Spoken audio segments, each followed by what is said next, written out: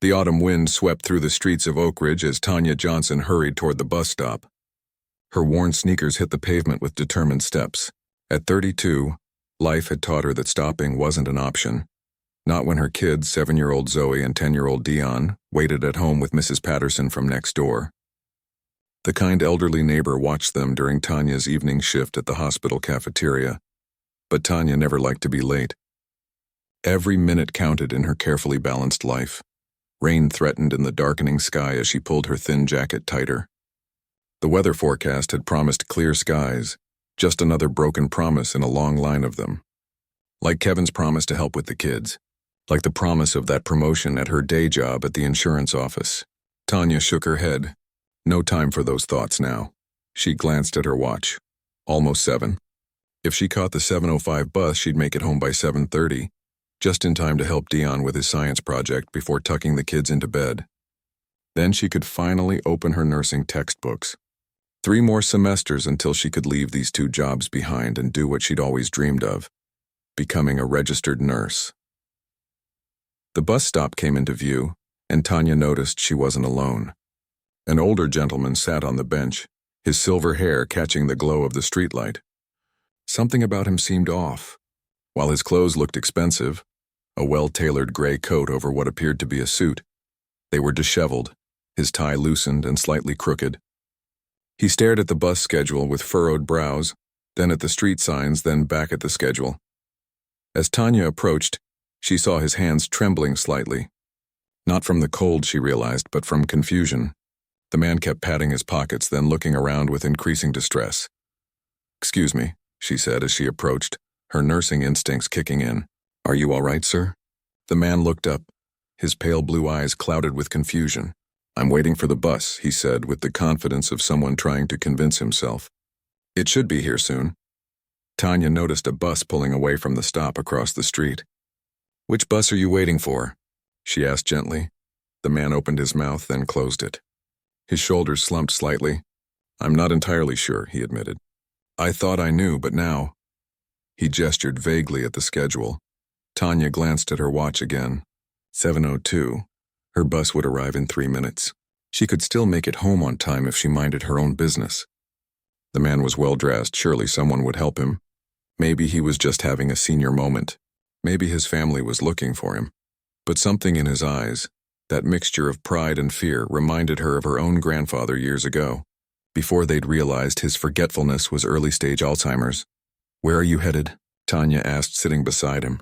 "Home," he said firmly. Then his certainty wavered. "Maple Street." "No, wait, Pine?" "No, that's not it either." Frustration flashed across his distinguished features. "Do you have any ID with you? Or a phone?" Tanya asked. The man checked his pockets again, producing a wallet. His hand shook as he opened it, revealing credit cards and cash but no driver's license. "That's strange," he murmured. "I always keep it here." Tanya saw her bus approaching in the distance. She took a deep breath and made her decision. "Sir, I think you might be a bit lost. Would you like some help getting home?" Relief washed over his face, quickly replaced by embarrassment. "I wouldn't want to trouble you." "It's no trouble," Tanya said, already pulling out her phone. "I'm Tanya, by the way." "Howard," the man replied, the tension in his shoulders easing slightly. "Howard Fitzgerald." As her bus pulled away without her, Tanya helped Howard search his wallet for clues. A membership card to an exclusive golf club offered a name but no address. His credit cards confirmed his name, but nothing more. "I live in the big house," Howard said suddenly, "with the iron gates. My wife picked it out." His face fell. "She's gone now." "I'm sorry to hear that," Tanya replied softly. "Do you remember what neighborhood your house is in?" Howard's face clouded again. "Trees, lots of trees." Night had fully settled now, and the temperature was dropping. Tanya made another quick decision. She called Mrs. Patterson, explaining she'd be late and why. The older woman assured her the children were fine. They'd finished dinner and were playing board games. "You do what you need to do, honey," Mrs. Patterson said. "That poor man needs help." Next, Tanya called the non-emergency police number. After a 20-minute wait during which she kept Howard talking about neutral topics like the weather and local sports teams, a police officer arrived. Officer Rivera was kind but found no missing person reports matching Howard's description. We can take him to the station while we figure this out, she offered. Howard's face fell. Am I in trouble? He asked, suddenly looking much older and smaller. No, sir, Officer Rivera assured him. But we need to find your family. Actually, Tanya interjected, noticing Howard's distress. Could we take him to Memorial Hospital instead? I work there, well, in the cafeteria, but I know the ER staff. They could check him out medically while you look for his family. The officer agreed, and soon they were in a patrol car headed to the hospital. Howard sat silently, occasionally glancing at Tanya with grateful eyes. She wondered briefly about her children, her homework, her carefully planned evening now completely derailed. But looking at Howard's vulnerable face, she knew she'd made the right choice. At the hospital, Dr. Chen examined Howard while Tanya waited. She called home again, helping Dion over the phone with his science questions while Mrs. Patterson put Zoe to bed. By the time she hung up, Dr. Chen approached with news. Mr. Fitzgerald is experiencing some cognitive issues, possibly temporary, possibly early dementia. His vital signs are good, but his blood pressure is elevated. We'd like to keep him overnight for observation and run some tests in the morning. Has anyone come looking for him? Tanya asked. Not yet. The police are still searching for records matching his name and approximate age. Without an address or phone number, it's challenging. Tanya nodded, glancing at Howard through the curtain. He sat on the edge of the hospital bed, looking lost in the too-big gown. Can I say goodbye before I go? She asked. Dr. Chen nodded. Of course. You did a good thing tonight, Tanya. Howard brightened when he saw her. There you are. These people say I have to stay here tonight. Just for one night, Tanya assured him. They want to make sure you're okay, and it gives the police time to contact your family. Howard frowned. I don't want to be a bother. You're not, Tanya said firmly. Everyone needs help sometimes. A nurse appeared with medication, and Tanya knew it was time to leave. I'll check on you tomorrow, she promised impulsively. Get some rest, Howard. Outside the hospital, waiting for the late bus that would finally take her home, Tanya wondered about the well-dressed old man with kind eyes. Who was he really? Did he have family waiting, frantic with worry? Why was he alone at that bus stop? By the time she finally crawled into bed at nearly midnight, her nursing textbook still unopened, Tanya had almost convinced herself she probably wouldn't see Howard Fitzgerald again. Hospitals discharged patients, families reconnected. Life moved on. She had her own challenges to face in the morning. But as she drifted off to sleep, something told her that their paths hadn't crossed by accident. In a city of thousands, why had she been the one to find him? Why had she, with all her responsibilities and limited time, chosen to stop? Tanya didn't believe in fate or fairy tales. Life had beaten that out of her years ago. But as sleep finally claimed her, she wondered if maybe, just maybe, there was something more to this chance meeting than she could yet understand. What she couldn't possibly know was how right she was, and how this simple act of kindness toward a lost old gentleman would ripple through her life in ways she couldn't imagine. The next morning arrived too quickly. Tanya's alarm blared at 5:30 a.m., and she hit it with the practiced aim of someone used to early mornings. For a moment she lay still, mentally calculating the hours of sleep she'd gotten. 4, maybe 4.5. Not enough, but it would have to do. As she moved through her morning routine, shower, dress, wake the kids, make breakfast, pack lunches, memories of the previous night floated through her mind. The lost old man at the bus stop, Howard Fitzgerald, his confused blue eyes and expensive coat. The hospital, her promise to check on him. Mom, there's no more cereal, Dion called from the kitchen. Tanya sighed. There's oatmeal in the cabinet. I'll make it. But I hate oatmeal, he grumbled. Well, today you love it, she replied, tying Zoe's hair into neat braids. We shop on Friday, remember? By 7:15, both kids were dropped at school, and Tanya was on her way to the insurance office where she spent her days processing claims. Between customers, she called Memorial Hospital to check on Howard, only to be told they couldn't release patient information to non-family members. During her lunch break, a strange impulse overtook her. Instead of eating the sandwich she'd packed, she found herself on the bus headed toward the hospital. It wasn't on her way to anywhere. She had just 30 minutes before she needed to be back at work. Yet here she was, standing at the reception desk, asking for Howard Fitzgerald's room number. Are you family? The receptionist asked without looking up. No, but... Sorry, only family can visit cardiac patients. Tanya hesitated, then said, I found him yesterday. I just want to make sure he's okay. Something in her voice must have conveyed her genuine concern because the receptionist finally looked up. After a moment's consideration, she said, Room 312, but don't tell anyone I told you. Room 312 was private and surprisingly luxurious for a hospital room. Howard sat propped up against pillows, looking much better than he had the night before. The confusion in his eyes was gone, replaced by sharp intelligence as he turned toward the door. Tanya? He said, genuine surprise in his voice. You came back. I promised I would. She stood awkwardly by the door. How are you feeling? Much better, thanks to you. He gestured to the chair beside the bed. Please sit. Unless you're in a hurry. I have about 15 minutes before I need to catch the bus back to work, she admitted, sitting down. Howard's eyebrows rose slightly. You came all this way for 15 minutes? Tanya felt suddenly foolish. I was worried. The police couldn't find your family last night, and I just wanted to make sure someone was looking after you. That's very kind, he said, studying her face with an intensity that made her somewhat uncomfortable.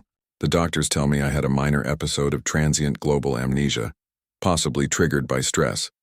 Not unusual for men my age, apparently. So your memory is back? Mostly. He frowned slightly. I remember who I am and where I live. Some details are still fuzzy, but they should return soon. That's good, Tanya said, relief washing over her. Has your family been contacted? A shadow crossed Howard's face. I'm afraid there isn't much family to contact. My wife passed away some years ago, and my son... He trailed off. Well, we're not as close as we once were. Tanya nodded, not wanting to pry. When will they release you? Tomorrow morning, if all goes well. I've arranged for a car. An awkward silence fell between them. Tanya glanced at her watch. She needed to leave in 5 minutes to catch her bus. Part of her wondered why she'd even come. This man was clearly going to be fine. He had doctors and cars and a life that would continue without her intervention. I brought these, she said suddenly, pulling a small package of cookies from her purse. Hospital food is usually terrible. Howard looked startled, then genuinely touched. Thank you. He took the package, nothing special, just store-brand chocolate chip cookies. Yet he held them like they were precious. You know, in all the confusion, I never properly thanked you for stopping to help me last night. Anyone would have done the same, Tanya said. But they didn't, Howard pointed out. You did. He hesitated, then added, Would you allow me to show my appreciation by taking you and your children to lunch when I'm discharged? Nothing fancy, just a meal. Tanya's first instinct was to politely decline. She didn't need thanks for basic human decency, and she certainly didn't want this man to feel obligated to her. But something in his expression, a mixture of hope and loneliness, stopped her. That would be nice, she found herself saying. The kids would enjoy that. Howard's face lit up with a smile that transformed him, erasing years from his appearance. Wonderful. How about Saturday?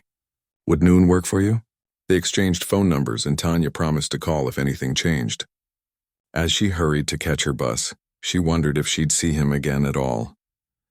People made polite offers all the time, especially when feeling grateful for help. But follow-through was another matter. To her surprise, Howard called the very next day to confirm their lunch plans. By Saturday, Tanya had almost convinced herself he'd forget or cancel.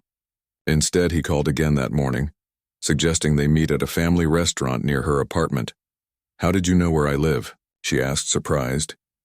You mentioned the Cedar Heights area when we talked at the hospital, he explained. I looked up child-friendly restaurants nearby.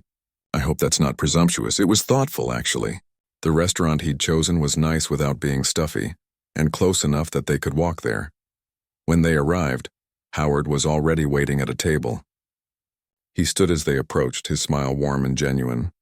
Dressed in casual but clearly expensive clothes, he looked like a different person from the confused man at the bus stop. More commanding, somehow, but with the same kind eyes.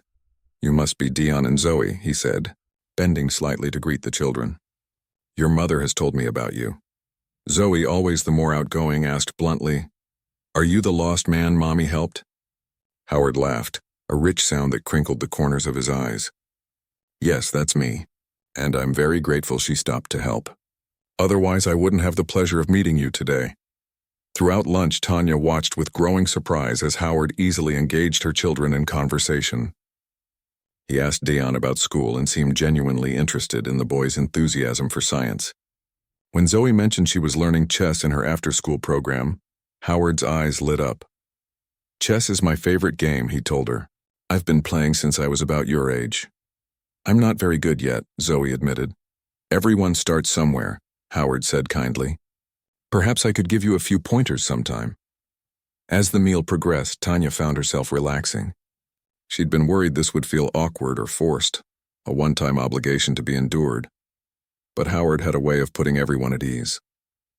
He shared funny stories about travels to distant countries, carefully edited for young ears that had both children giggling.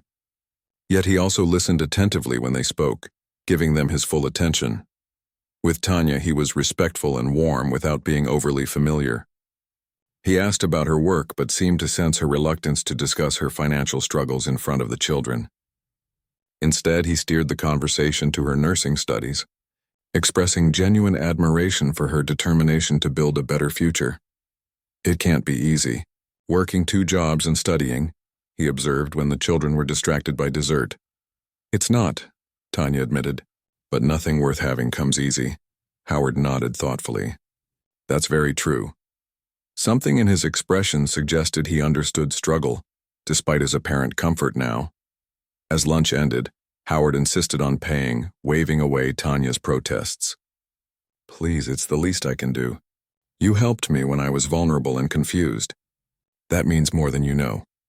Outside the restaurant, an awkward moment arrived, the natural end to their brief connection. Tanya prepared to thank him politely and say goodbye. Instead, Howard surprised her. "I enjoyed meeting your children," he said. "They're wonderful, smart, and well-mannered. A credit to you." "Thank you," Tanya replied, genuinely touched. "I wonder—" Howard hesitated, suddenly seeming less confident. "That is, if you wouldn't mind, perhaps we could do this again sometime. I don't have much family, and it gets rather lonely eating alone." Tanya studied him, trying to read his intentions, but all she saw was sincerity, and yes, loneliness in his eyes. "We'd like that," she said finally. "Maybe next weekend?" The smile that spread across Howard's face was answer enough. As they said their goodbyes and headed in opposite directions, Tanya felt something unexpected, the warmth of a new friendship forming, one that would grow deeper than she could possibly imagine. 3 weeks passed, and an unlikely friendship blossomed between Tanya and Howard. What had begun as a chance encounter at a bus stop had grown into something neither of them expected, but both deeply treasured. Every Tuesday and Thursday afternoon, Howard would visit Tanya's modest apartment. He insisted on taking a taxi rather than letting her pick him up, though he often forgot to tell the driver his destination and would call Tanya in a mild panic. She'd calmly provide the address, smiling at his embarrassed chuckle. "I swear my brain works perfectly fine until the moment someone asks me where I'm going," he joked during one visit, settling into what had become his spot on her worn but clean sofa. Tanya handed him a mug of tea. "Don't worry about it. My grandpa was the same way, sharp as a tack about things from 50 years ago, but couldn't remember what he ate for breakfast." On Sundays, when Tanya had her one full day off, she and the kids would visit Howard. He never invited them to his home, always suggesting they meet at a park or restaurant instead. Tanya assumed he was private or perhaps embarrassed about his living conditions. She never pushed. Today was Sunday, and they'd agreed to meet at Riverside Park. Dayon raced ahead toward the playground while Zoe clung to Tanya's hand, scanning the benches for Howard. "There he is!" Zoe squealed, spotting the familiar silver-haired figure. She broke free and ran toward him. Howard's face lit up as the little girl approached. He'd brought his usual bag of treats. Nothing extravagant, just some cookies and juice boxes and a small wrapped package. "For me?" Zoe asked, eyes wide. "Open it and see," Howard encouraged. Inside was a children's book about famous women scientists. "This lady reminds me of you," Howard said, pointing to Mae Jemison's picture. "Smart and brave." Zoe beamed, immediately sitting beside him to read. Dion joined them, slightly out of breath. "Hi, Mr. Howard. Did you bring the chess set?" Howard patted his other bag. "Never leave home without it." Tanya watched as her normally restless son settled into an intense game with the older man. Howard played to win, no patronizing moves, but always took time to explain his strategy when Dion lost. Today, to Howard's obvious delight, Dion managed to trap his king. "Checkmate," Dion announced, practically bouncing on the bench. "Well played." Howard laughed. "You've been practicing. Mom helped me. We played every night this week." Howard shot Tanya an impressed look. "When do you find the time?" She shrugged. "Between loads of laundry, mostly." Later, while the kids played nearby, Tanya and Howard sat watching ducks on the pond. These quiet moments had become precious to both of them. "How's school going?" Howard asked. "Challenging," Tanya admitted. "Anatomy is kicking my butt, and I had to switch shifts at the hospital to make my clinical rotations work." "Are they being flexible?" "Not really. Cafeteria workers are easily replaced." She sighed. "But I'll make it work." "I always do," Howard frowned. "You shouldn't have to struggle so much," says the man who forgets his own address, she teased gently. His face clouded briefly. "Yes, well, speaking of that, I saw Dr. Patel again yesterday." Tanya turned to him, concerned. She gently encouraged Howard to follow up with a neurologist after their hospital encounter. "And?" "The tests were inconclusive. Not Alzheimer's, they think. Possibly stress-related memory issues, perhaps some small vascular events." He waved his hand dismissively. "Nothing for you to worry about," but Tanya did worry. In the weeks she'd known Howard, she'd noticed patterns. His long-term memory seemed mostly intact. He spoke eloquently about his deceased wife, Catherine, and their travels years ago. He remembered historical events with remarkable clarity, but recent things, appointments, names, directions, those slipped through his mental grasp like water. "Are you taking the medications they prescribed?" she asked. Howard looked sheepish. "When I remember." "Howard," she scolded, but her tone was affectionate. "What about your family? Shouldn't someone be helping you with this?" A shadow passed over his face. "My son and I, we haven't spoken in quite some time." "Why not?" Howard stared at the pond. "Differences in how to run the family business, among other things." Tanya wanted to ask more but sensed his reluctance. Whatever rift existed seemed to pain him deeply. "Well, you have us now," she said simply, "and I'm going to text you reminders about those pills." Howard smiled, his eyes suspiciously bright. "What did I do to deserve meeting you, Tanya Johnson?" "Got lost at the right bus stop," she replied with a grin. What Tanya didn't know, couldn't have known, was exactly who Howard Fitzgerald really was. While she assumed he was a retired teacher, or perhaps a modestly successful businessman, the truth was far different. Howard Fitzgerald III was the founder and former CEO of Fitzgerald Industries, a global technology and real estate development corporation with holdings worth billions. His family business disagreement with his son, Howard IV, had been featured in business magazines. His Fifth Avenue penthouse had been photographed for architectural digests. His divorce from his second wife, not Catherine, who had indeed passed away 20 years earlier, had made tabloid headlines. But 6 months ago, feeling increasingly isolated in his wealth and tired of people who only valued his money, Howard had dismissed his household staff, driver, and personal assistant. He'd wanted space to think, to remember what normal life felt like. Then the memory issues had started, small at first, then frightening in their intensity. The day Tanya found him, he'd been wandering for hours, increasingly confused after leaving a doctor's appointment without his driver. His phone and proper ID had been left at home in his distress. Now, sitting on this park bench watching children play, Howard felt more peace than he had in decades. Tanya treated him like a person, not a walking bank account. Her children looked at him with genuine affection, not calculation about what he might give them.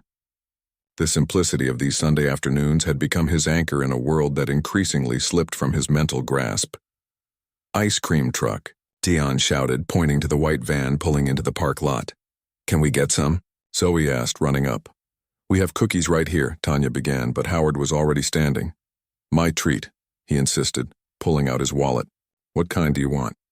As the children debated the critical ice cream truck options, Howard handed Tanya a $20 bill. "This is too much," she protested. "Get something for yourself, too," he said, "and keep the change." Tanya started to object.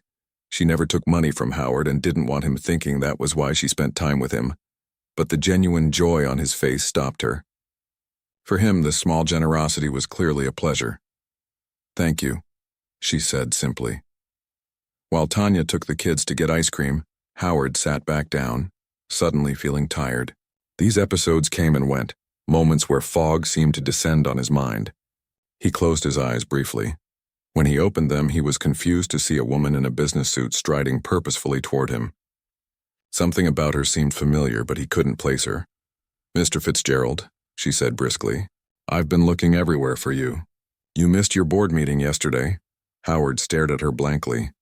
"Nancy Porter," she prompted. "Your executive assistant? You haven't answered any calls for weeks.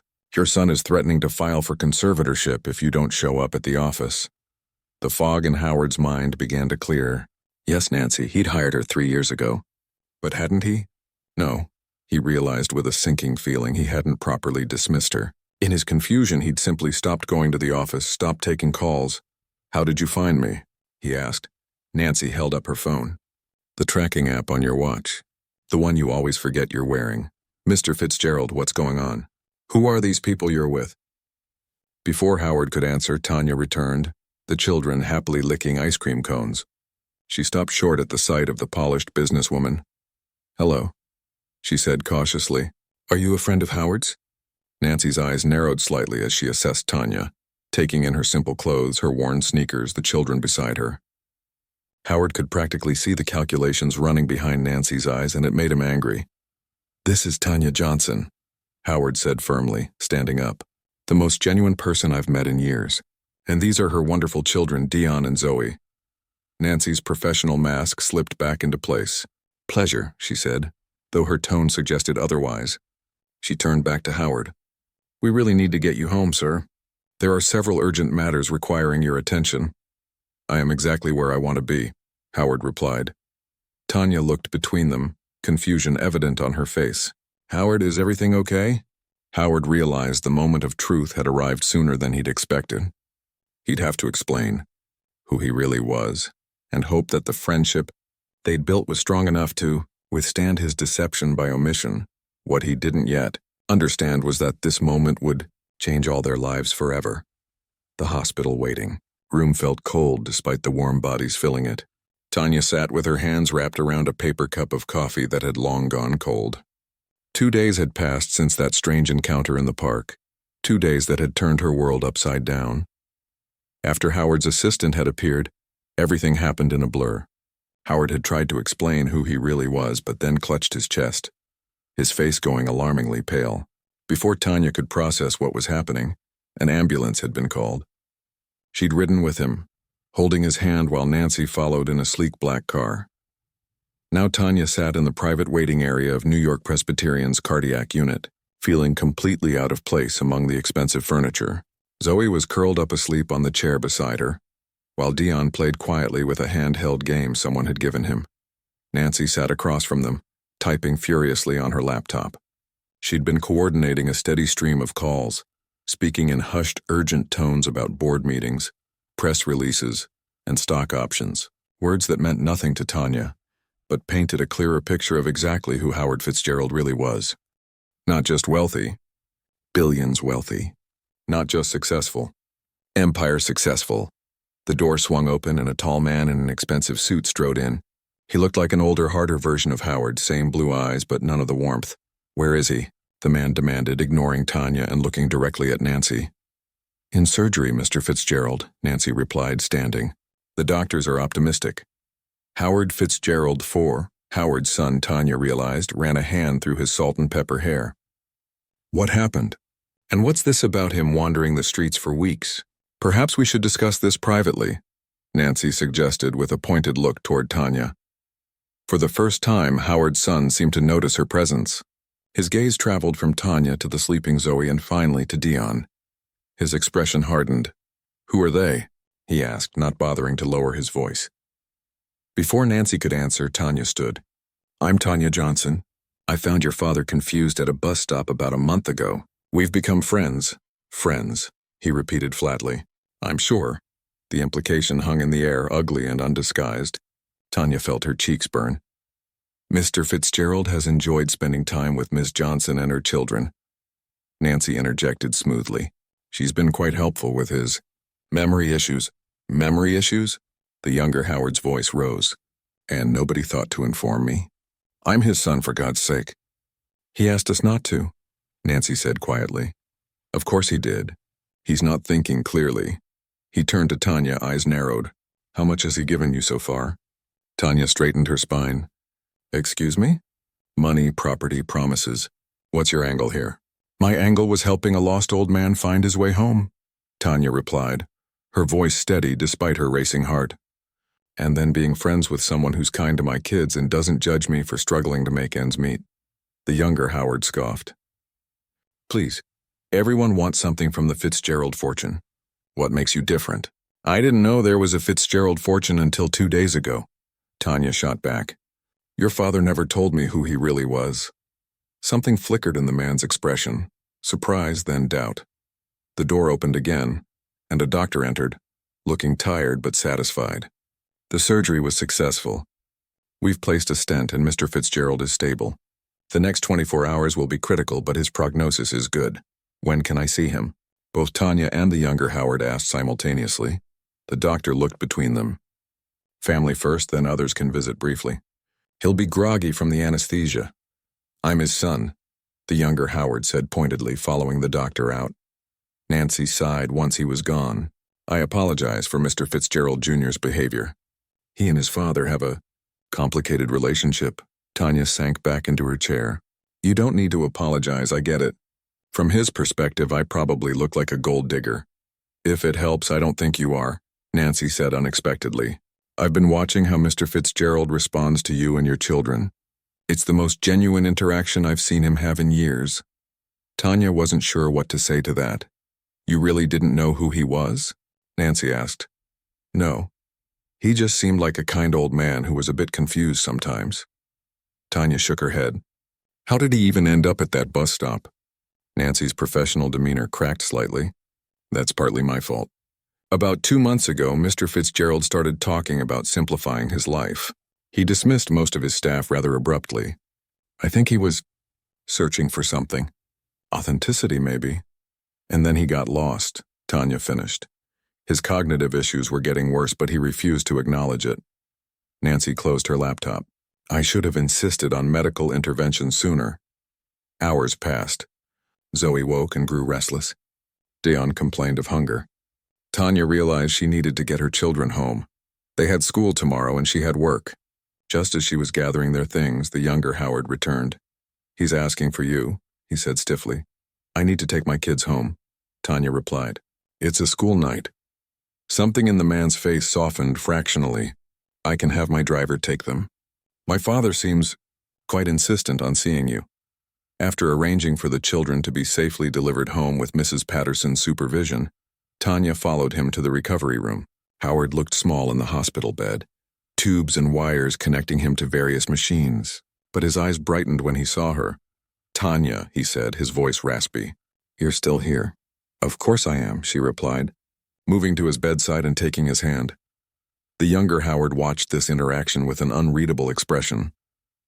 I'm sorry I didn't tell you, Howard said, about who I am. Who I was, it's okay, Tanya assured him. Rest now. We can talk later. No, Howard insisted. Need to explain. His eyes flicked to his son, then back to Tanya. After Catherine died, I built walls. Money walls. Nobody got close without wanting something. Then Junior and I fought about the company direction. Dad, this isn't the time, he and his son began. It is, Howard said firmly. I pushed everyone away. Even you, son. I'm sorry for that. The younger Howard's jaw tightened, but he said nothing. Then the forgetting started, Howard continued. Frightening. Thought I was losing my mind. Wanted to feel normal. Before I couldn't remember anything at all. Tanya squeezed his hand. That's why you were at the bus stop. Howard nodded weakly. Left my ID at home on purpose. Wanted to see who would help just me, not my money. Then you came along. His eyes were getting heavy, the medication clearly taking effect. You never asked for anything, Tanya, just gave your time. Your kindness. Because that's what friends do, she said simply. Friends. Howard murmured, his eyes closing. Haven't had a real friend in decades. Within moments, he was asleep. Tanya gently placed his hand back on the bed and turned to find the younger Howard watching her intently. You really care about him, he said, sounding surprised. I do, Tanya replied. He's been good to us. Without giving you money? Money isn't everything, Mr. Fitzgerald. He actually laughed at that, though there was little humor in it. In my experience, it's the only thing most people care about.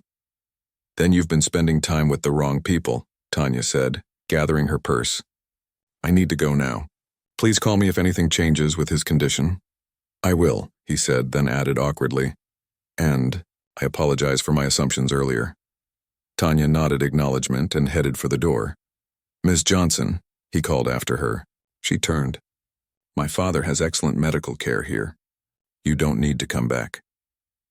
The implication was clear. Now that Howard was back with his family and proper caregivers, Tanya's role was over. Part of her wanted to argue, to insist that friendship wasn't so easily dismissed. But exhaustion was creeping through her bones, and tomorrow's responsibilities loomed large. Tell him I'll visit when he's feeling better, she said simply, and left before the younger Howard could object. Outside the hospital, the night air felt fresh after hours in the sterile waiting room. Tanya paused on the sidewalk, suddenly overwhelmed by the events of the past 2 days. Howard wasn't just a confused elderly man. He was Howard Fitzgerald III, the billionaire whose name she now remembered seeing on buildings and in news headlines. And somehow, through a twist of fate, he had become her friend, a friendship his family clearly viewed with suspicion, if not outright hostility. As Tanya hailed a taxi she couldn't really afford to take her home to her children, she wondered if she'd ever see Howard again. The gap between their worlds seemed impossibly wide now. Perhaps it was better this way. His family had found him, his health was being cared for. The strange interlude of their friendship could fade naturally. But as the taxi pulled away from the gleaming hospital, Tanya couldn't shake the memory of Howard's face lighting up when he saw her, or the genuine affection in his voice when he called her his friend. Little did she know, this wasn't the end of their story, but the beginning of its most important chapter. 6 months had passed since that night at the hospital. Spring had given way to summer, then fall, and now winter's first snow dusted the ground outside Tanya's new home. Not an apartment anymore, but a modest house with a small yard and a good school district. Tanya stood at the kitchen window, watching as Dion helped Zoe build a snowman. So much had changed, yet some things remained beautifully the same, like her children's laughter. The oven timer beeped, pulling her attention back to the Sunday dinner preparations. The roast needed another hour, but the rolls were done. As she set them on the counter to cool, her nursing textbook caught her eye. Final exams were next week, and for the first time Tanya felt genuinely prepared.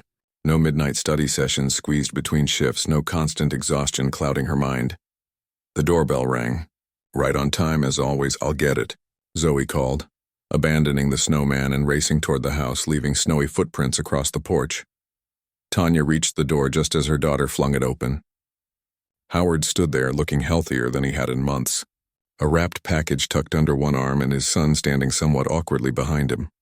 We brought dessert, Howard announced, stepping inside and handing the package to Zoe. From that bakery you like. Chocolate cake? Zoe asked hopefully. What else? Howard replied with a wink. The younger Howard, who now insisted everyone call him Howie to avoid confusion, entered with a nod to Tanya. Something smells good. Pot roast, Tanya said. Still needs an hour, though. Perfect, Howard said, removing his coat. That gives us time for a chess rematch. Dion owes me a chance to reclaim my dignity after last week. So much had happened in the 6 months since Howard's hospitalization. At first, Tanya had assumed their friendship was over. 3 weeks had passed with no word, despite her daily calls to the hospital. Then, just as she was trying to explain to the children why they wouldn't be seeing Howard anymore, Nancy had appeared at her door. Mr. Fitzgerald would like to see you, she'd said. All of you. That meeting had changed everything. Howard, still weak but determined, had explained his plan. He wanted to establish a nursing scholarship in Tanya's name at her school, a full ride including living expenses. He wanted to help her buy a home closer to campus. He wanted to create trust funds for Dion and Zoe's education. Tanya had initially refused. It felt too much like payment for something that should never have a price tag. Genuine friendship. This isn't payment, Howard had insisted. It's what friends do when they can. They help each other. You helped me find myself again, Tanya. Let me help you build the future you deserve. In the end, they'd compromised. Tanya accepted the scholarship and help with a modest home purchase, but insisted on managing her own day-to-day expenses. The children's college funds were non-negotiable. Howard wouldn't budge on that point. "Education changed my life," he'd said. "Every child deserves that chance without the burden of debt." Now, as Howard settled at the kitchen table with Dion and the chess set, Tanya couldn't imagine how different their lives would be if she hadn't stopped at that bus stop that night. Howie approached her as she checked the roast. Their relationship had evolved from open hostility to cautious respect over the months. He'd been forced to acknowledge that Tanya truly cared for his father with no ulterior motives. She in turn had come to understand the years of distrust that had shaped his defensive behavior. "How's the studying going?" he asked, leaning against the counter. "Good," Tanya replied. "I should pass with flying colors." "Just pass?" "Dad says you're at the top of your class." Tanya smiled. "Howard exaggerates." "Not about you, he doesn't." Howie's tone was serious. "You know, when I first met you, I was convinced you were after his money." "I remember," Tanya said dryly. "I've never been happier to be wrong." He glanced toward the living room, where Howard was now reading to Zoe while Dion set up the chessboard. "I haven't seen him this happy in decades." The sound of Howard's laughter drifted into the kitchen, full, genuine, and unrestrained. It was a far cry from the confused man Tanya had found at the bus stop. "His memory seems better," Tanya observed.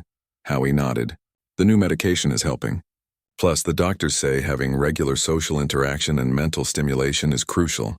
These Sunday dinners," he hesitated, then continued, "they've become the highlight of his week. Mine too, if I'm being honest."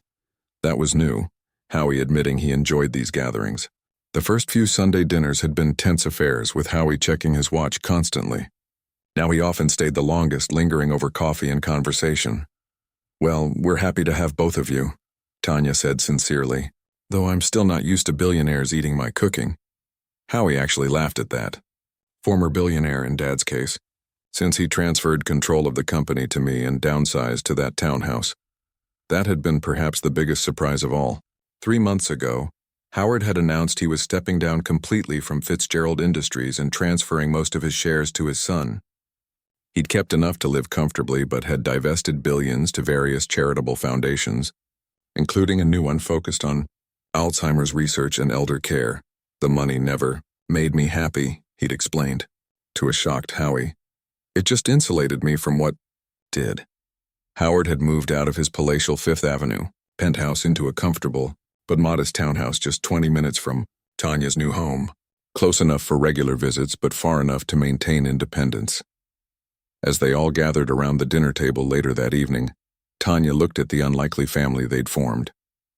Howard carving the roast with exaggerated ceremony, Howie helping Zoe with her napkin, Dion excitedly telling them about his science project. These Sunday dinners had become sacred. No phones, no business calls, just connection. "Before we eat," Howard said, raising his water glass, "I'd like to make a toast."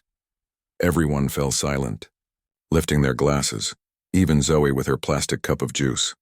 "6 months ago, I was lost in more ways than one," Howard began, his gaze settling on Tanya. "I'd forgotten what mattered. I'd built walls so high I couldn't see over them anymore." He cleared his throat, emotion making his voice rough. Then this extraordinary woman stopped to help a confused old man at a bus stop when dozens of others had walked right by. Tanya felt her cheeks warm. She didn't see a rich man or a poor man. She just saw someone who needed help. And in helping me find my way home, she helped me find something far more valuable. A family. Howard's eyes were suspiciously bright now. "Not the kind you're born into, though that's precious too." He nodded to Howie. "But the kind you choose. The kind that shows up Sunday after Sunday, asking nothing but giving everything." Zoe, not fully understanding the sentiment but catching the emotion, reached over and put her small hand on Howard's. "So here's to found family," Howard continued, his voice steadier, "to second chances, and to the extraordinary ripple effect of simple kindness." They clinked glasses as Tanya blinked back tears. How strange life was, how unexpected its turns. A single decision on a cold autumn evening had changed not just her life, but Howard's, Howie's, and her children's. As they ate and talked and laughed, Tanya thought about the path that had led here. She'd soon be a registered nurse, her dream since childhood. Her children were thriving in their new school, and two men who'd been strangers half a year ago now felt like family. Howard caught her eye across the table and smiled warmly. In that smile was a world of understanding, a recognition that wealth came in many forms, and the most valuable wasn't kept in bank accounts. Later, after Howard and Howie had left and the children were in bed, Tanya stood again at the kitchen window. The snowman in the yard wore Howard's scarf. He'd insisted Dion keep it to finish the proper gentleman look. As the snow fell gently in the glow of the streetlights, Tanya reflected on the strange and wonderful journey that had brought her here. She'd stopped that night to help someone who seemed to have nothing, only to discover he had everything, except what truly mattered.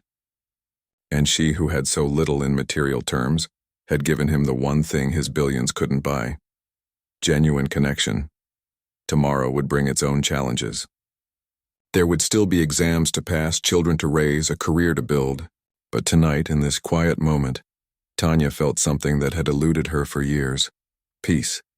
Not because life was perfect or easy, but because it was rich with purpose and connection. All because she'd stopped to help a lost old gentleman, unaware that in saving him, she was changing the course of all their lives forever.